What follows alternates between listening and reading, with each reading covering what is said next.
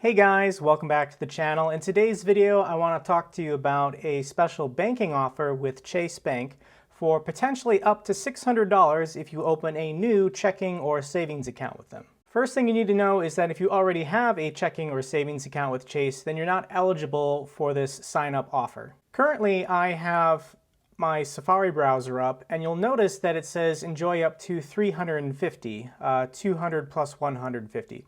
This is the public offer if you're someone who has no relationship, i.e. you don't have credit cards or potentially loans already with Chase Bank. So if you've never used Chase for literally anything, then if you go to their website, you'll see that the offer is only $350.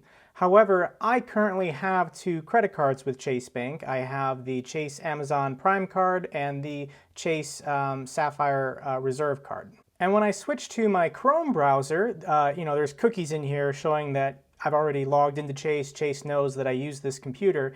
You'll say, hey, we're thanking you with an up to $600 offer.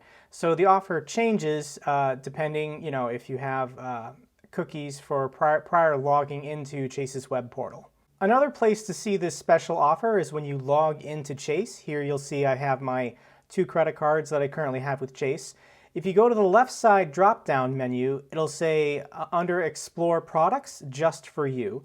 When you click on this, it'll show you special offers that Chase is offering you. Now, if you have a lot of credit cards like I do, you'll know of something called the 524 rule. If you've gotten more than 5 credit cards, personal credit cards, in the last 2 years, Chase will automatically deny you for any future cards. However, under this drop-down tab, under Special Offers, you'll sometimes get pre-approved offers for cards like the Marriott Bonvoy or the Hyatt or the Chase Freedom. These are cards that I'd eventually like to get, but I can't because it'll be a long time before I'm under the 524 rule. However, this drop-down is a way around it, but Chase is not going to give it to you unless you already have a checking and or savings account. So they have this selected for you offer for the $600 sign-up bonus. And I basically am going to enroll in this just so that I can clear this special offer, and then Chase in maybe a month or two or sometime in the future will offer me a pre-approved sign-up for the Marriott Bonvoy or the IHG or the Chase Hyatt. I currently have a checking account with US Bank, Charles Schwab, and USAA. I did get the US Bank and Schwab checking accounts for their sign-up offers, and those bank accounts have no monthly service fees, so they're free to get. There's no downside. With Chase, it's a little bit different. They do have a monthly service fee. Because I'm active duty military, they might waive it for me, but I can't confirm that yet. If I find that out, I'll leave a comment in the description. I'll go through the details of this checking account sign-up and see if it's good for you or not. So it's a $300 sign-up bonus for the checking account, $200 for the savings, and then $100 if you do both. You get an extra $100. A way that you can think of this is just $300 for checking, $300 for savings, because the savings is way harder to meet the qualification than the checking account is. For the $300 for the Chase Total Checking, what you need to do is just set up direct deposit through your employer and then have any amount, I think probably greater than $1, deposited into your checking account. To avoid the monthly service fee, though, you need to maintain a direct deposit totaling $500 or more monthly into this account, or maintain a balance of $1,500, or an average beginning day balance of $5,000 or more in any combination of this account linked to your another Chase checking or savings account. To qualify for the $200 sign-up bonus for the Chase Savings, this is a little bit more difficult. You need to open the account and then deposit $15,000 within 20 business days. I don't have $15,000 laying around. You might, but I personally don't. So you don't need to worry about the second half. That $600 would be nice, but just getting the checking account and then going for the $300, that's still a really good deal.